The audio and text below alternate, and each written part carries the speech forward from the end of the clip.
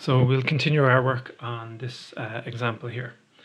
So calculate f after g of 2 and g after 2 of f. So f after g of 2, probably the easiest thing is to calculate, so it's f after g, so do g first. So what is g of 2? So g is the function where you take the input and you square it. So g of 2 is equal to 2 squared, which is 2 by 2, which is equal to 4. And now we will apply the function f. Therefore, f after g of 2 is to apply the function f to this output, and f of 4 is 16. Now let's do it the other way around. Apply g after f. So f first. So f of 2 is equal to 12. And therefore g after f of 2 is equal to, so apply g after f, g of 12. And what does g do? It takes the input and squares it. Okay. Now look at another example here. Let f be defined by squaring, the function that takes the real number and squares it, and s4 be the function from real numbers to real numbers that takes the real number and rounds it to 4 significant figures. Now, I don't know if significant figure is something that you've met before, so it might just be worth giving a little tiny bit on that. So I'll just do that up here. So S of 4, let's say 1293.6. Let's look at 12,342. Let's look at S4 of, S4 of 0.12345 and S4 of 0.012345. So what it does, significant figures, is it just takes the first 4, keeps going, you get the first 4 non-zero numbers and you round the last one if necessary. So here you get 1 significant figure, 2, 3, 4, and should you round this up? Yes, because it's 0.6, so this is 1294. It's not decimal places. And let's look at this one. So take 1, 2, 3, 4. Do you need to round it up? No. And what you do is you just, everything else will be zeros here. So 1, 2, 3, 4, 0. Sorry about the dog. And then here we take 1, 2, 3, 4, and that should be rounded up. So this becomes 0.1235. So same as decimal places if there's if it's between 0.1 and 1.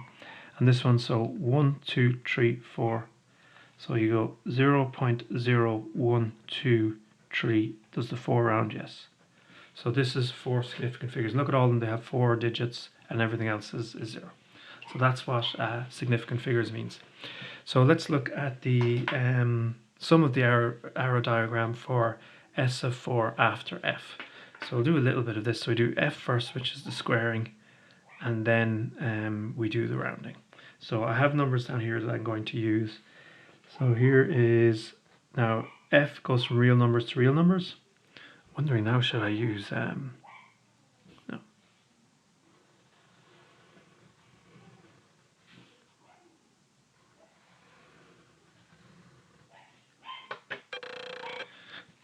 Sorry about the dog, folks. So real numbers, real numbers, real numbers, and the first function, so it's S4 after f, so f is first, and then it's S4. So I'm just going to use some of the, I've got some pre-done ones. So I have square root of 2, I have 1.414214, 414214. I'm just taking these from down the bottom of the page. 1.52 minus 3.3, and 0.111. So these are the ones I'm just going to consider. So let's square these. So the square root of 2 squared is 2, because f is squaring.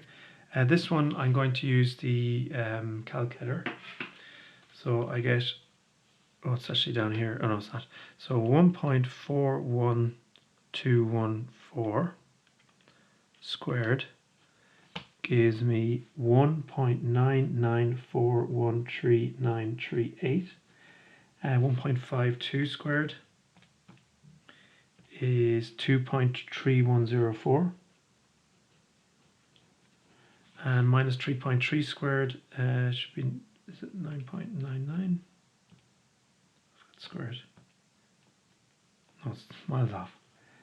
What? Is that right? Okay. 10.89. And this squared, I think, is a cool number. I think it's 0.01232. Okay. So that's just the f part. So root 2 squared is 2. This number squared is this number here. This number squared is this number here. This number squared is this number here. And this number squared is this number here. Just pick those numbers at random. And now we'll do the rounding to 4 significant figures. So 2, if you want, you can write that as 2.000. Now you might say, are they the same? But if you write 2.000, it means certainly that it's correct, 4 significant figures. This one, 1.994, and do I round up? No. 1.994. And then this number, 1, 2, 3, 4, 2.310. 10.89, and then the last one 0.0, first, second, third, fourth.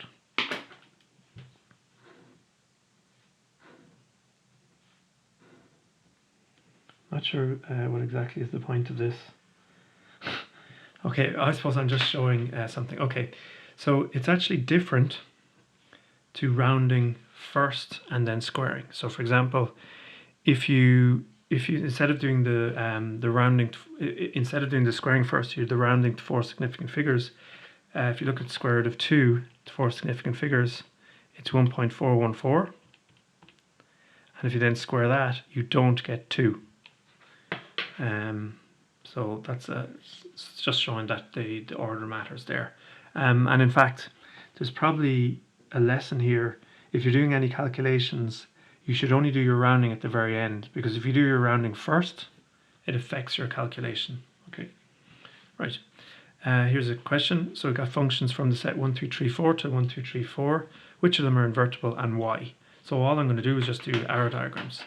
So this one and this one. Okay, so set 1, 2, 3, 4, 1, 2, 3, 4, 1, 2, 3, 4, 1, 2, 3, 4. And then I suppose there's another way here. What you could do technically is you could flip them around and you get a relation and just draw the arrow diagram and say, is that a function? But we'll use the language of 1 to 1 and on 2. It's probably easier for us. 1, 2, 3, 4, 1, 2, 3, 4. 1, 2, 3, 4, 1, 2, 3, 4. These functions don't have names either, so I'll just use arrows. So 1 is sent to 2, 2 is sent to 3, 3 is sent to 2, and 4 is sent to 4. Now you've got 2 answers here. Is this invertible? No. There's 2 answers. The question is, which is invertible? No. So it's not 1 to 1, because 2 is hit twice. 2 hit twice. And also it's not onto, because 1 is not hit. But either of those will do, because either of those will tell you that it's not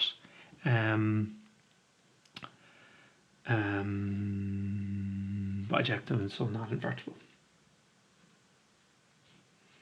1 not hit. Let's look at the other one.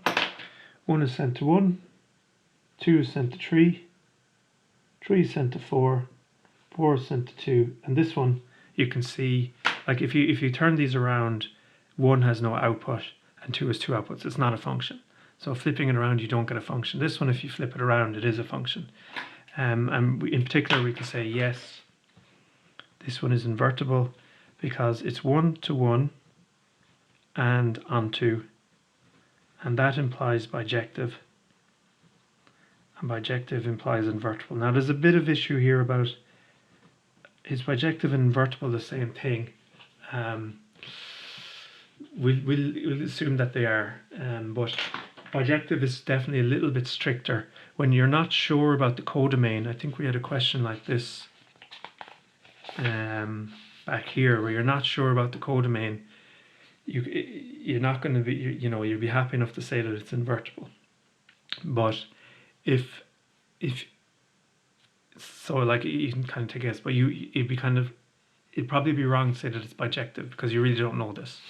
So bijective is somehow stricter, is a strict term, well defined. Invertible, you'll find different references treating it slightly differently, but in this module, just think of them as being the same thing.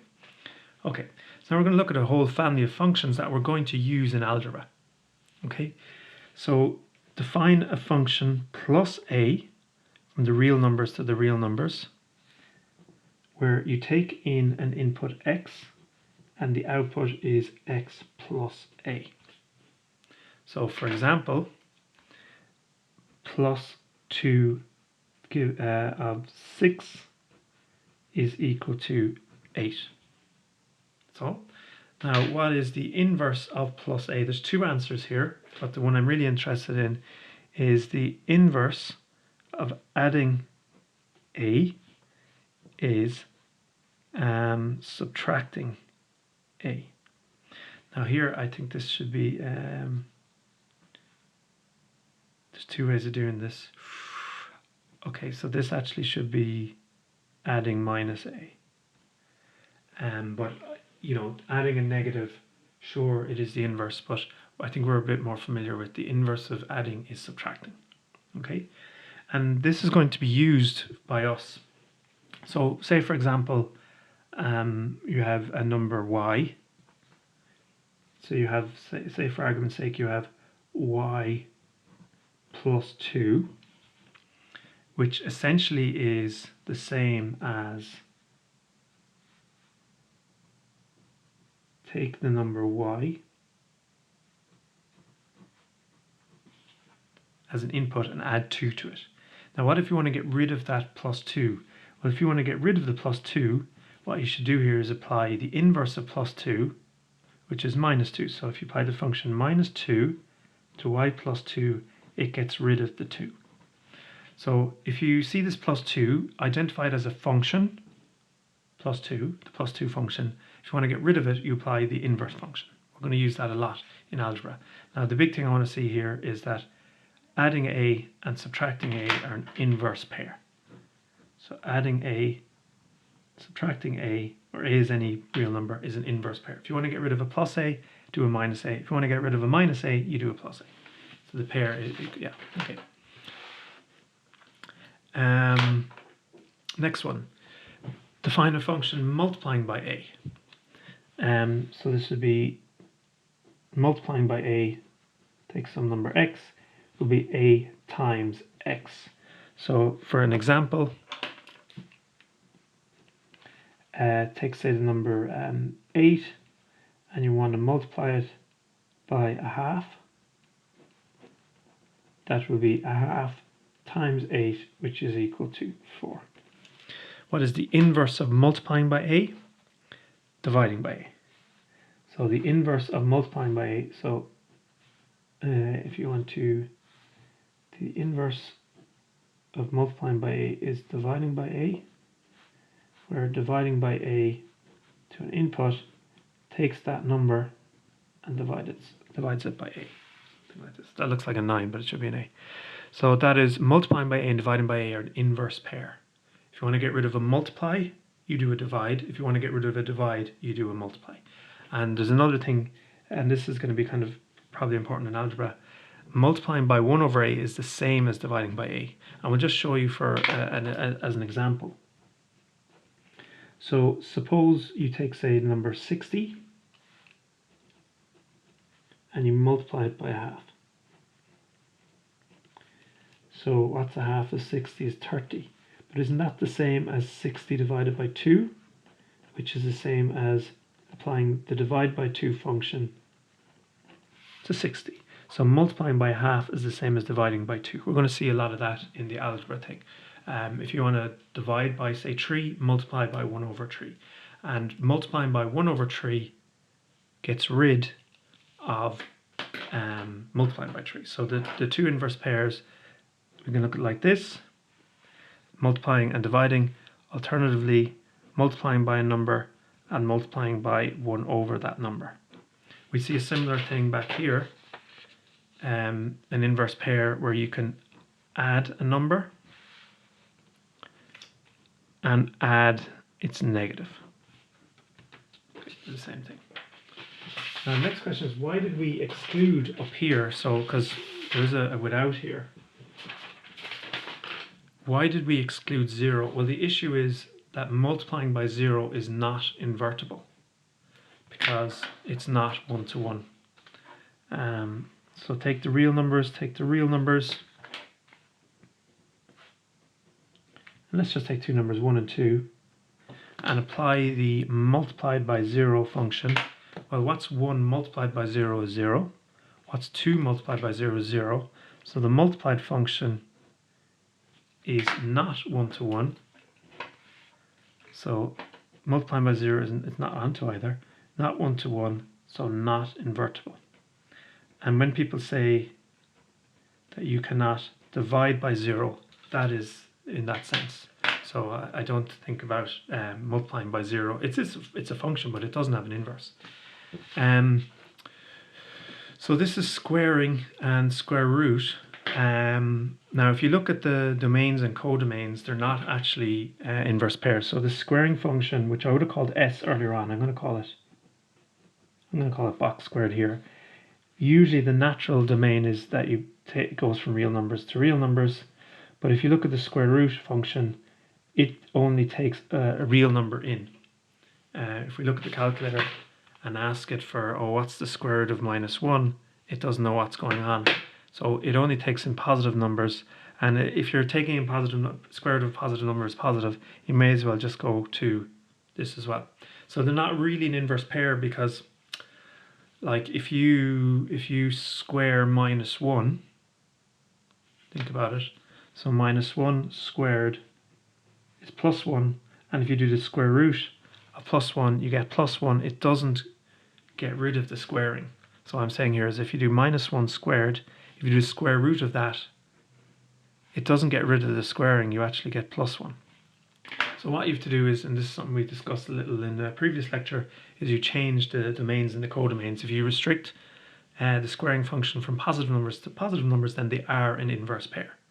So if you're just working there, they're an inverse pair. So in particular, that means if you take any number, say x, square it, that's applying that function, and then do the square root, you go back to x. And if you take a number and square root it, and then squaring it, you go back to x. So here you see that the idea of an inverse pair, one thing kind of gets rid of the other. If you've got a square and you want to get rid of it, you do a square root. If you've got a square root and you want to get rid of it, you get rid of the square. But that's making assumptions on the square being from positive real numbers to positive real numbers. We have another function here, the power function, which I write as box P. So this is box P of x is x to the power of p. Now, p is a specific natural number. So for example, box 3 of x is x cubed is the cubing function. Now, all of these functions where p is a natural number have inverses. The inverse of box p to the power of p, it's a power function. Power function is the root function. So for example, if I take a number here, say 5, and I bring it to the power of, say, 7. And then if I want to get rid of the power of 7, I do the 7th root. So we'll see this on the calculator. The 7th root of 5 to the 7. So see this power of 7, this 7th root, will get rid of it and we'll just have 5. Similar story, because they come in pairs both ways. If you want to do, say, the 11th root of 2, and if you want to get what's the inverse of the 11th root, it'd be the power of 11. So let's see this. So the 11th, the 11th root of 2, and if we bring that to the power of 11, the power of 11 function is the inverse of the 11th root. Gets rid of it, you just get back to 2. Okay, so these are an inverse pair. This next function is called the exponential function. So you have powers and exponentials. So b box will be b box of x is b to the power of x. Now these are subtly different. And hopefully we can kind of recognize them. Like say x cubed, oh, the inverse is the cube root. These ones are way harder, right? The inverse of b to the power of x, or even b to the power of box, we're going to learn about in the algebra section, is what's called log base b. Now, how do you calculate log base b? Realistically, you're going to be using your calculator. So this is an inverse pair. So let's just see some examples of this. Suppose you've got 2 to the power of x, and you want to get rid of the 2 to the power. Well, then what you have to do is log base 2. That will get rid of the 2 to the power. And similar story. Suppose I've got, well, I'm going to show it a different way now. Suppose I've log base 4 of 16, which is something on the calculator. If I want to get the inverse of log base 4 is 4 to the power. So if I do 4 to the power of log base 4, the 4 to the power is the inverse of log base 4. This should just give me 16. So if I do 4 to the power of where's my log base? Log base 4 of 16, I get 16. It gets rid of that. Sorry about the now this is a particular inverse pair, so log x is just a notation for log base e, and we'll talk about e later on. It's a real number, approximately 2.718. It has special properties. So these are all things that you're going to want to eventually be familiar with, these inverse pairs. Adding a, subtracting a, multiplying by a, dividing by a, squaring, square rooting. And you can say them both ways, square rooting, squaring. Power function, root function. Exponential function, log function. They're all inverse pairs. If you want to get rid of an exponential, do a log. If you want to get rid of a log, do an exponential. Want to get rid of a root, do a power. Want to get rid of a power, do a root. You want to get rid of, that's obviously easier example, if you want to get rid of a square, do a square root. Want to get rid of a square root, do a square. And we'll see more of this, as I said, in the algebra section. So this is something really important in the algebra section. We're going to do algebra using functions. Okay.